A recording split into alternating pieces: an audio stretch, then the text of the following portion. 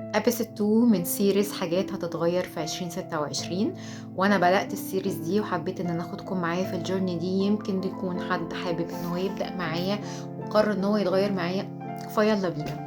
الحاجة اللي انا ناوية اعملها ان شاء الله كنت ممكن اكون بعملها السنين اللي فاتت، بس مش هعملها من بداية 2026. اوريدي ان انا بدأت ان انا اعمل ده، ان انا مش هرجع مكان تاني انا كنت حاسة فيه ان انا قليلة، ومش هرجع علاقة تاني كنت حاسة فيها ان انا مش كفاية او مش حاسة بتقدير او مش حاسة ان انا مرتاحة. ومش هرجع لعادة انا كنت متعودة ان انا بعملها كل يوم لمجرد ان انا اخدت عليها فانا خايفة ان انا اغير مني.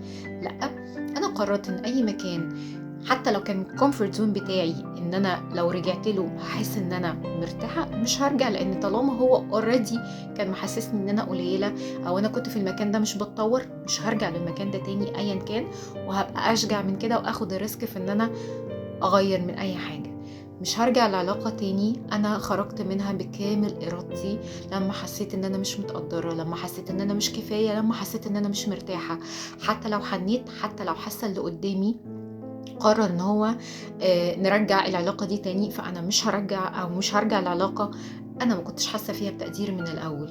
مش هرجع لعادة كنت العادة دي بالنسبة لي بعملها كده، فانا مش هعملها لمجرد ان انا متعودة عليها لما عرفت انها بتأذيني او انها مش هتطور مني.